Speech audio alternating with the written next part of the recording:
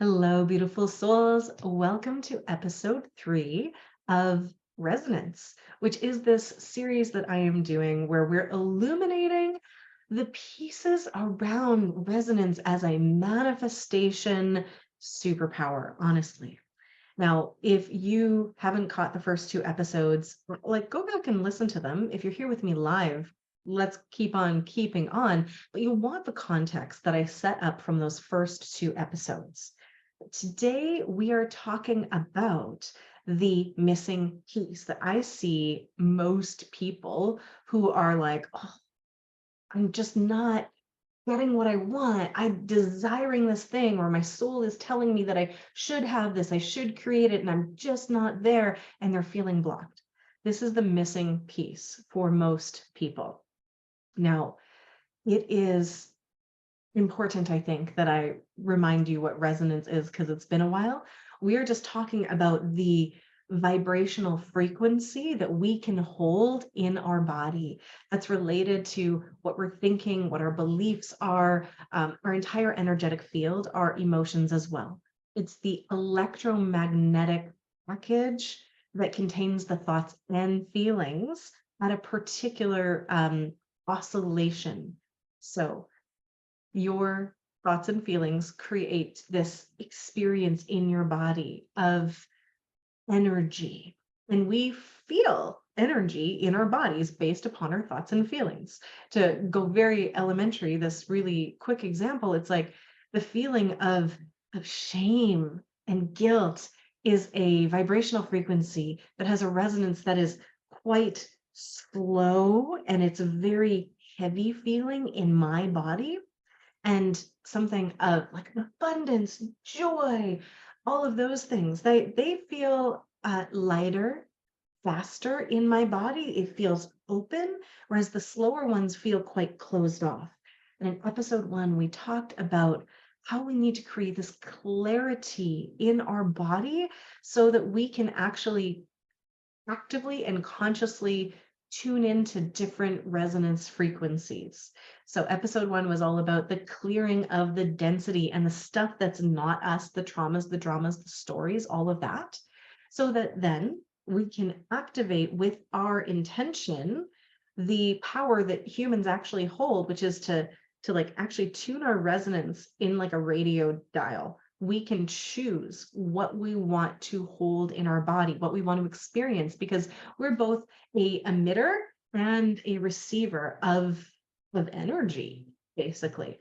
So, in terms of creation and manifestation, in order to be able to create or manifest anything, you have to be an energetic match for said thing, which means you have to be able to hold the resonant frequency of what you are wanting to make, create, manifest, magnetize in your body.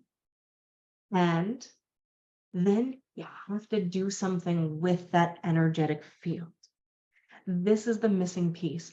I know we probably don't hang out in the same places on the internet. I see a lot of talk about manifestation and all of that stuff on TikTok, on YouTube, on Facebook. I'm friends with or follow a lot of different people who are talking about this work. And I'm going to give a little caveat after I tell this story, but there are coaches out there who are so into the energy of leaning back into the divine feminine and being magnetic and basically meditating and masturbating and taking bubble baths to millions. That is their shtick. That is the thing. They're like, I was just taking a bath and drinking wine and doing my pleasure practice, and the money is just rolling in, and my PayPal is just lighting up, and my Stripe payments, and the money's coming to me. And they're selling this as the whole thing. They're saying you just need to be in this receptive state, and you will receive the money, the riches, the abundance, the love that you desire. Or at least that's what it comes through as on the TikTok or the blog post or the social media post or the little reel. And I am not saying meditation and self-pleasure practices are not wonderful tools to manifest and create. And that I'm not saying that you don't have to be receptive. I'm saying if you stop there, then you're not going to get what you want. And that there's also a piece before that. It's bookended by the missing piece, which is aligned and embodied action. This is probably not a surprise to you that we need to take action to manifest and create. But I swear, it is the piece that I see people missing the most. They are wanting more money. They are wanting to build a business. They are wanting to go out and like meet the love of their life or create this amazing retreat center or offerings or programs. And they're not doing it. There's a block between what they desire, what they see, what's up here, and where they are right now. And even if they get to the place of like meditating into this space and being like, yes, I am the one who can hold this, who can be it, I am this, they're not doing enough to make it happen. It's an active process as well as a receptive process. So if you get to that space of resonating with that which you desire, and you're like, yes, I'm an energetic match for whatever you want. The millions, the house, the car, the lover, the vacation, like whatever it is, the business, but then you don't actually take action, chances are it's not going to happen. And you might be thinking, well, of course, Casey, of course. But are you actually taking action? Like, let's be really, really candid and honest here. Are you actually taking the action that you require to take to get to that place that you desire to go? And if you are taking action, is it actually aligned action? And are you taking that action as the embodied resonance of that frequency to be the energetic match for what you desire? Now, if you're feeling brave, you can share your reflection in the comments. If you desire to be a 6 or 7-figure business owner or thought leader or author, have you actually been taking the aligned embodied action while you were being the energetic match for that thing? And I'm saying this without judgment because this is a practice, not something you have to be perfect at. I'm just with love, so much love, because I also do this. I'm calling us all out. Or actually, let's reframe that. I'm calling us all in. A little come to Jesus moment of like, who do we need to be? And what action do we need to take as we are doing the thing? Sorry, as we are being this vibrational frequency. If our action is not aligned, well, we're taking action, we're not getting to where we want to go. That is not to say that your action is not going to be messy. We're going to get into some of that, right? It's not linear. It's not a straight path. But I have a mentor, Melanie Ann Layer, who says it's not actually what you do. It's who you are being as you do it. Because there's not just one path to what it is that we desire, whether that is abundance, success, the love, the impact, the influence, the ascension, like whatever it is. But we need to do those first 2 steps from episodes 1 and 2. First, we need to like remove the density and all those things away that aren't us. And then we get to fine tune our frequency back to our soul essence and bring it into our body and become that energetic match. But then we have to show up and do the things, the scary things, the things we don't actually know how to do. Because I see a lot of people getting stuck in the energy of waiting, putting those things far off in the future, and they're waiting for clarity, or they're waiting for more information, they're waiting for the connections, they're waiting to feel better, they're waiting for the right time. This is not to say that we take all of the action all at once. Sometimes waiting, being in a pause is the right thing to do, but we can still be practicing things that are continuing to align us with what it is that we want to create, even in the process of rest, even in the process of what it is that we are like in pause for. So if you're watching live, I haven't seen anybody mention anything about whether or not they're doing this piece. Are you actually taking that aligned action as you are embodying the energetic match of what you want to be and do? And if you're like, I don't even know what you're talking about, what does that even look like? Let me give you an example of something that I did for myself. And this is a practice I do with my clients as well.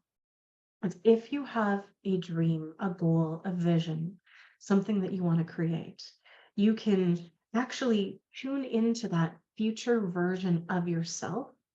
You can download the codes for what that person, that version of you is doing and who they're being, more importantly, like their frequency, their entire resonant orchestra, the symphony inside of them of the energies that they are already has that thing that's already doing the thing, and you can bring them into your now and calibrate your entire body, your DNA to that person that's in the future. And then you get to collapse the time because you already know what it feels like to be doing this thing. As you feel it, then the actions are a whole lot easier to take because you already know that it's possible. You already feel what it feels like. Last summer, I was playing with this concept and I went, what does the version of me who makes $30,000 a month on repeat, like just effortlessly, what is she like? What does she feel like? And what does she do? So I sat down in meditation in this sacred ceremony and I, cleaned out whatever I needed to clean out. I activated my connection with source and with my highest self and with, aligned body, mind, heart, and soul, line it all up, and plugged from everything that wasn't me, connected to Gaia. So it's rooted into the earth as well as anchored in that cosmic earthly connection. And then I was like, okay, Casey, version of me who can do this, this effortless abundance, who's being so successful in business. What do you feel like? And all of a sudden she was inside me and I could feel the energy. And how she felt was, well, first off, expansive. Her nervous system was so open.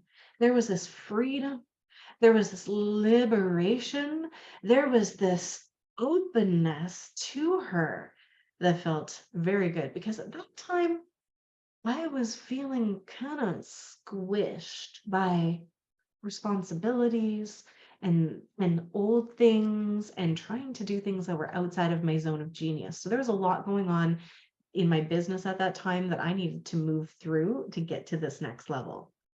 And then I tuned into the like, what is she doing? What am I doing first to create that feeling on the regular? Because it wasn't like a one-time feeling of in this moment, she feels liberated and free and supported and full of possibilities and full of ease and flow and magic. She felt like that, like as her baseline. And so I tuned in and I was like, oh, okay. I felt like such an idiot, actually. As soon as I got it, I was like, oh, I see.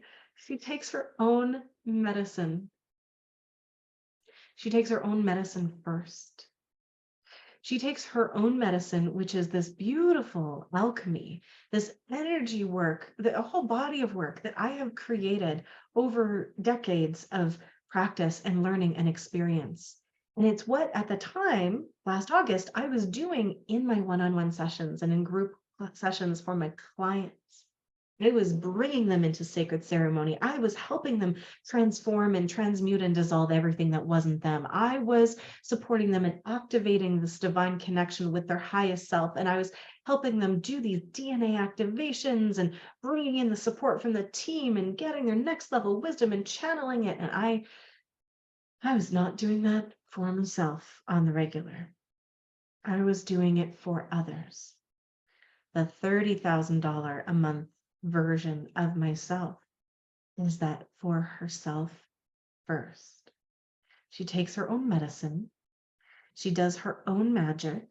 She does her alchemy on the daily. And this was really important for me as well because I was not only doing it for others, but when I did do it for myself, it was when I was patching things up. Like I was feeling off. So I'd go in on like a rescue mission, to fix things. I wasn't doing it prophylactically. Prophylactically, sorry. I love that word, but look at me trying to sound all fancy and screwing it up. That means ahead of time, right? As a preventative agent, a condom is a prophylactic. So I was only doing my magic to catch me back up to what my current level baseline was. But this version of me, this future version of me, was doing it every darn day to amplify her energy. And she was doing it before doing anything else. So she was starting that as her baseline every day before parenting, before showing up, before going on social media, before showing up for others, before even like speaking to another human. She might have pet a cat and taken a drink of water, but she would sit down and she would do this work, her magic that she shares out in the world for herself first. I would love to say that I immediately hopped on that train and then the next month I, like made $30,000 on repeat. I started strong. And I made more money in those next couple months than I had ever made before, like 22, 28K. But then kind of fell off the wagon and I got a little lazy and I stopped doing it as much. I was tired and I was shortcutting it. And I was actually perfectly divinely being prepared to go into a void space. So that was fine. I needed to actually let go of all of my income goals. I needed to let go of all of my work, my business actually for a while because I needed so much more space for the next pieces of what I am here to do and what I am here to share with the world to land. So there wasn't anything wrong with me letting go of some of these practices, but it was in the stillness, the spaciousness, the kind of thing that we talk about creating in episode 1 and 2 of Resonance, where I had room for my next pieces to land. And I could truly become her, that future version of me. And I felt her land in my body a few days ago as my new baseline normal, where the freedom and the expansion and that like liberation where it just feels like there's so much more room, the same energy that I felt back in August of last year as a future version of myself, I felt her in my now. And it took that long, that often, that many months of like trying it out, pulling it in, creating the practices, making space, letting things go, trying things on, taking action, being still, resting to calibrate to that energy. It doesn't all happen at once, but the entire time I was taking action in some respect. And then it landed that same feeling of like truly it's the spaciousness and liberation and freedom and ease and flow. Was I doing everything before in that feeling? No, but I had collapsed the time that it would take to do that because I was teaching my body and teaching my cells how to create this resonance feeling from my future self. And I was showing up and I was taking action. And the thing is, even though I knew what the end feeling result was, I didn't know the how. I still don't know all the hows, but the how is dropped in. How is coming to me. And I realized that I had to become it for the how to actually land for what it is that I'm creating. And actually, I might as well just share it here. I don't know why I'm being secretive, but I have realized, I have uncovered that I am actually going to be teaching healers how to do this kind of alchemical ceremonial process that I call evolutionary alchemy inside my Creation Coach Academy, which I had previously not even considered. I thought I was going to have to teach the kind of alchemical energy work that I do only in apprenticeship. And it was only when I created enough space in my entire body so that the resonance field, the electromagnetic encoded information had enough space to land and be decoded inside of me. And when I had enough space for this frequency to fully like reverberate through my body, it was already all fully formed and it was all there. I was like, oh, I already know how to do this in a group format. I can teach my creation coaches how to do this. The how comes after the beingness. And everybody gets stuck on this piece saying, I don't know how, so I can't. I don't know how, so I have to wait. I don't know how, so I'm just going to sit here and not do anything until the how becomes clear. And we have it all backwards. That is the old paradigm where it was like, if you do this thing, then you will have this thing that you want, and then you'll feel and be who you want to be. But that's entirely reversed. It's upside down. We have to write the paradigm into the model you've probably heard of: the be first, then you do it, then you have it, then you have what you desire. You have to hold the resonant frequency of what it is that you want to create in your beingness and take the aligned action steps without knowing the how. So that's kind of wild, right? Like how do you take an action step if you don't know how? Well, you take the first one and then it might not even be in the right direction. There's a couple things I can say about that, but first off, let's talk about this. It's not going to always look like you want it to, and you might only get the first step. And you'd be like, well, I need more information. No, if you get the first step, or you don't even know and you just take a first step, that is showing the entire universal field that you are moving forward, and that action will create clarity, it will create momentum, and you will get the next right thing. And so often we only get the next right thing, not the whole thing, just the next right thing. And so there is this blindness that we have to navigate as we walk into the unknown. It's almost like you're walking along this path, but the whole path isn't clear. It's like the next stepping stone on the path will appear once you take the first step, kind of like in a video game. That's not fair. It doesn't feel comfortable. It doesn't feel safe. It's the way this game works. If you download the coding from your future self who already has that thing, you can know what it feels like, and that can spur you forward with more confidence, more clarity. If you embody the resonance energy field of that which you desire, then you're not lacking it. You're not waiting for it. You're just like aligning the exterior and the interior together, and you take that step at a time. And we have to get comfortable with the unknown, and with it not looking perfect, and it not looking like we think it's going to look, and also with taking messy action and messing up. Because let me tell you, even if you do this, even if you align with your future self and you download the codes and you're resonating at that frequency, you're still going to screw it up.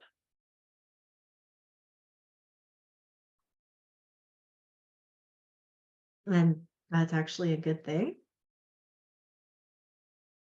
It might not feel comfortable, and it might not feel safe, and you might not want to make mistakes.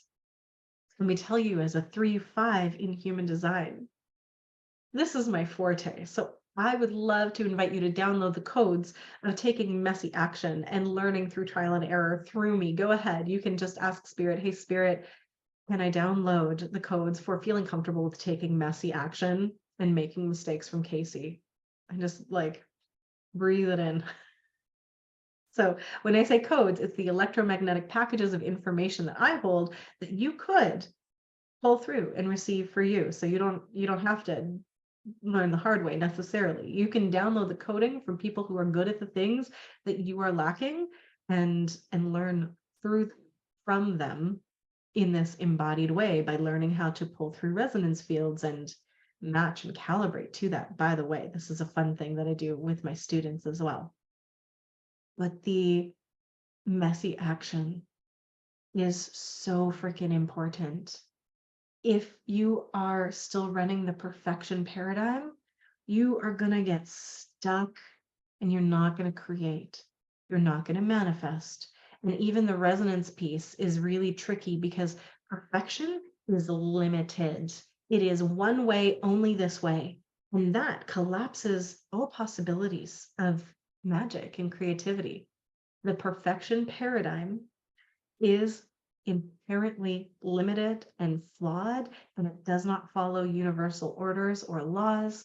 And I need you to just like dissolve that out of your field. And if you need help with that, let me know, because you can't tap into infinite possibilities and abundance and potentialities if you are trying to do something perfectly, because the mistakes are often what gives us the codes, the information, the resilience, power that we need to actually grow into the person who can hold what we want. You can't run, for example, a 6-figure or 7-figure company or an 8-figure company or whatever we're talking about without making mistakes. I make mistakes all the time, but I learn from them. The only problem with mistakes is if you refuse to learn from them and you let them take you out. Like, it is actually a wonderful practice to remove the word mistake from your vocabulary entirely. I have a sensei hoop teacher that I started studying with like 15 years ago named Jonathan Baxter, who taught us in hoop dance this concept of mistakelessness. And it was that like the coolest, most interesting, creative, out of the box movements come from making mistakes. So you can just create mistakelessness in your flow by moving with the errors. Even if you drop your hoop on the ground, it's an opportunity to just like dance around without it and then pick it up in an interesting way. As a performer, I learned how to make that part of my show. And I actually just watched back a performance from like 5 years ago yesterday. And I dropped my hoop in one of them. And I like got goosebumps from the way I turned that into an opportunity to like twirl around and dance for a minute and be super dramatic on the pickup. And like, if I didn't know any better, would have been like, oh, that's part of the show. That was part of the choreography. That was perfection. And there's this divine perfection to the imperfections. There's this creativity that comes through the mistakes, because sometimes it can turn out better than we ever expected. Or we go with the same information. We're like, that did not work. So here is information that I needed. It doesn't work that way. Let's try a different way. And it can pivot you into the place that you desire. So even if you are already resonating as the energy of, say, the abundance or the business or the love that you are seeking, and you already have it and you're not missing it, you're still needing to co-create with that frequency in this physical reality where things have to grow. It takes time. Things aren't instant. There is so much more and potential in these mistakes. So there is a fun story that I'm probably going to butcher because I wasn't planning on telling it. So I might not get all of the information correct. But Walt Disney was turned down for financing for Disneyland, Disney World, his Disney Corporation, something insane. And my memory is saying anywhere between like 32 and like 100 times, like so many times that almost every other human on the planet would have just given up because it's not reasonable and it's not rational and it doesn't make any sense to keep going after so many rejections, dozens, maybe 100 of them. Somebody has to look this up and like put it in the comments.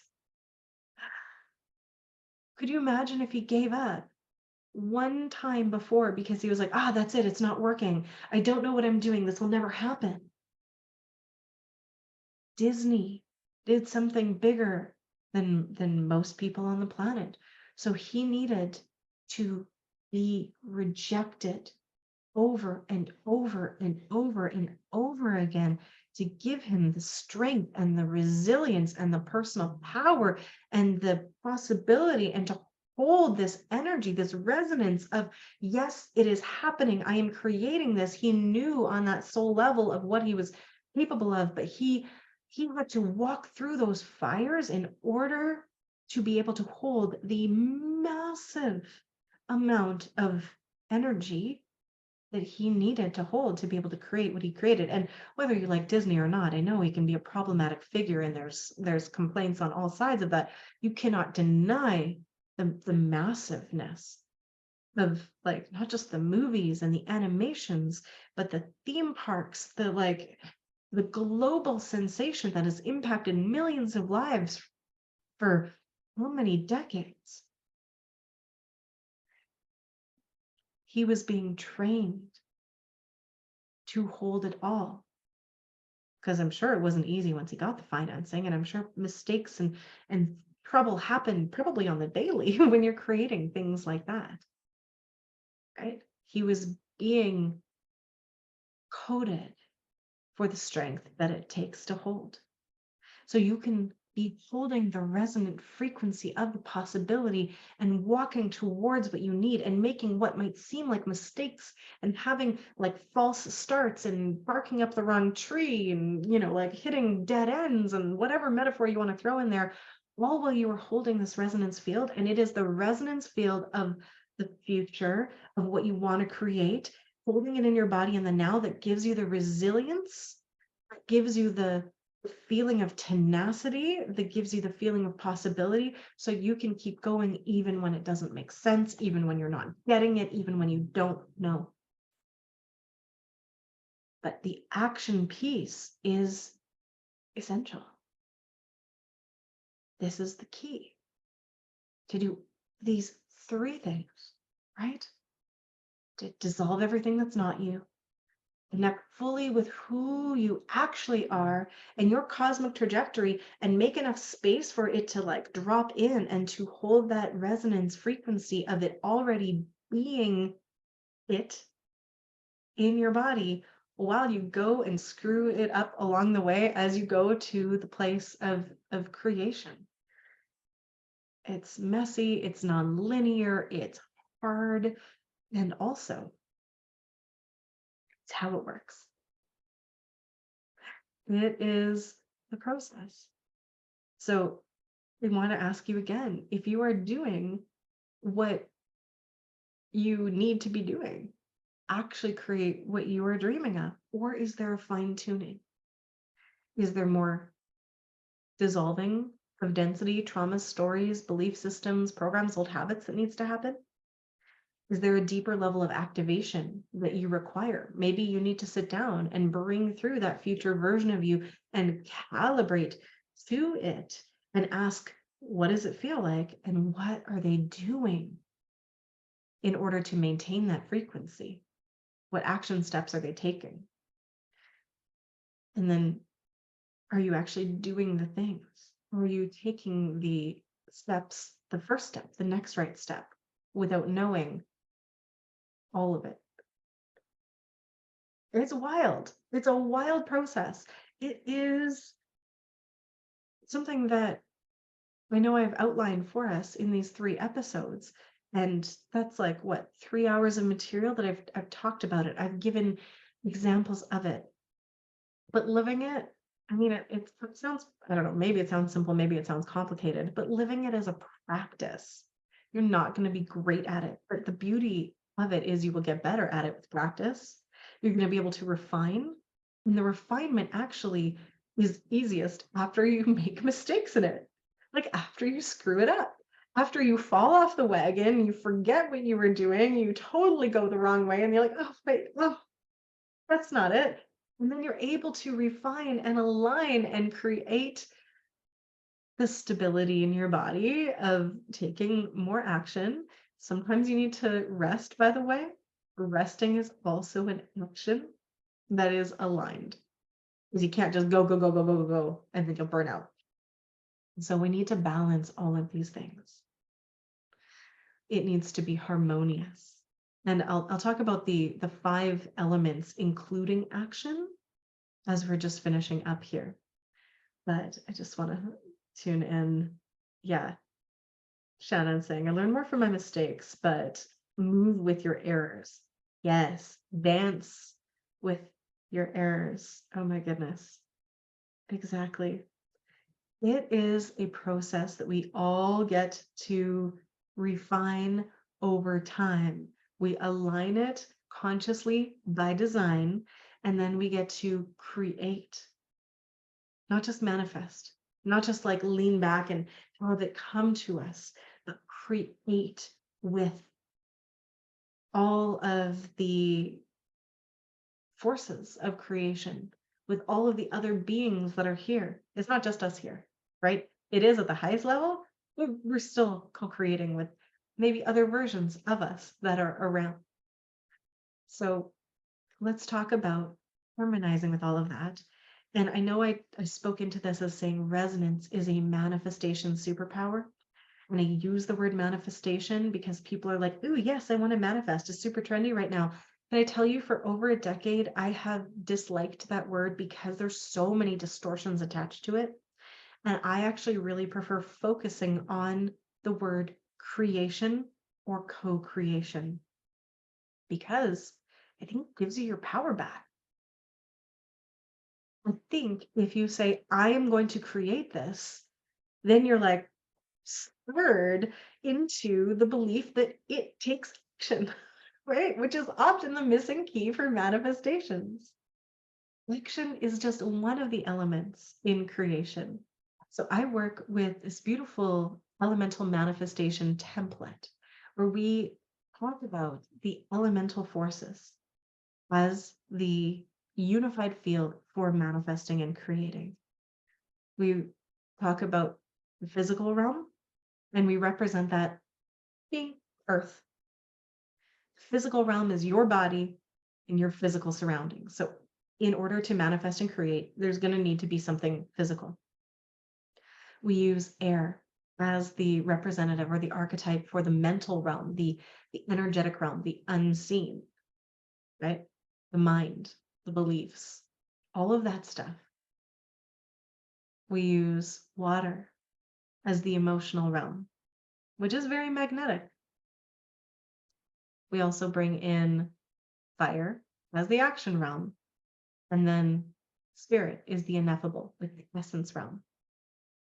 And I have discovered through working with these 5 elements that I can create, manifest, and co-create my heart's desires that are aligned with my actual soul essence and cosmic trajectory and what I am here to create with so much more ease if I consciously go, what does my body need?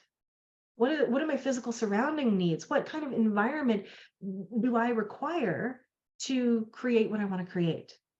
What does my mind need? What does the energy require? What does my emotional self require in order to be able to create this thing, to manifest this thing?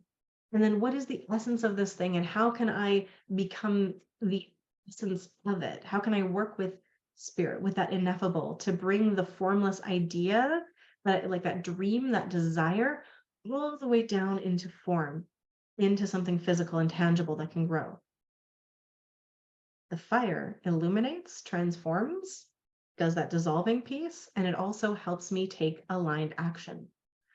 So these 5 elements, earth, air, fire, water, and spirit, that make me sound like Captain Planet, help me create the circumstances that are required for manifesting and creating in alignment with all that is, in alignment with how things work on earth, in alignment with what is like gonna actually do something. So this is that piece. Fire, the action piece, is oftentimes missing from people's desire to manifest, because they will do the self-pleasure, they will do the meditations, and they'll be like, yes, I am abundance, I am a millionaire, I am, and that's great. They're resonating as that, but there's only so many lottery wins, there's only so many, inheritances that you can get. The fastest way to actually do the pieces is to like take action to bring you the manifestations that you desire, right?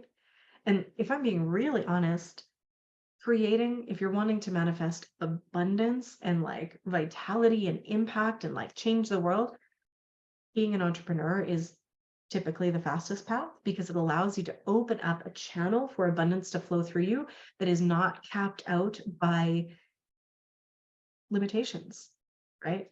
By somebody else. You can make as much money as you you are able to. It's up to you, instead of it being limited by your salary, right? That which is capped out by someone else. So entrepreneurship is also the fastest way to witness what's in harmony and balance and what is not. You will be shown in every aspect of your personal life as well as your professional life.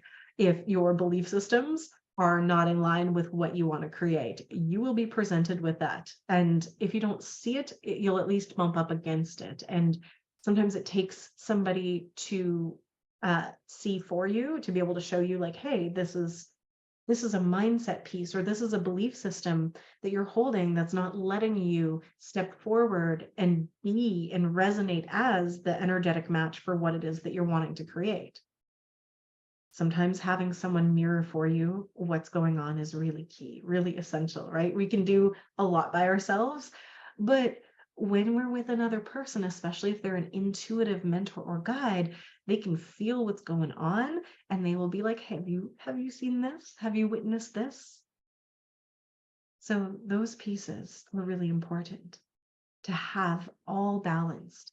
If you emotionally are clogged up by feelings you haven't felt yet, then you can't be the clean and clear singing bowl like we talked about in episode 2, of being able to like resonate as the pure note of whatever it is that you are wanting to create with.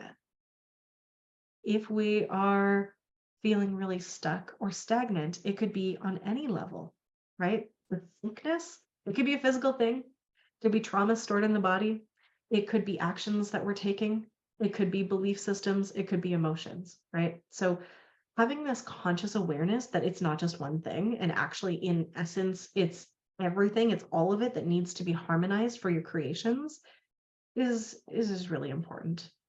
And it's just 5 things. So everything under the sun can fall under these 5 things: the physical, the emotional, the mental, the action, and then the spiritual. You can literally categorize everything in the infinite into one of those 5. If you're like, what, how am I ever going to remember that? Um, I'm just going to say that this is part of the body of work that I am so blessed to be able to share with the world, is to bring people into the awareness, the conscious awareness and allyship with these 5 elements. I teach people how to do this inside my Creation Coach Academy, as well as I will be teaching the alchemical energy work that I also do, that goes kind of beyond the unified field and into the restoration of the divine human template. It's co-creative. But if you're just wanting to tap in, if you just want to get started with this stuff, the fastest way to learn about this unified field template with the 5 elements is actually to play with the oracle cards. that we have co-created. These oracle cards called the Elemental Forces of Creation. It's a thick boy, a 90 card deck. It's actually not even all of them. This is all of them with the wisdom of the unified field and all that is.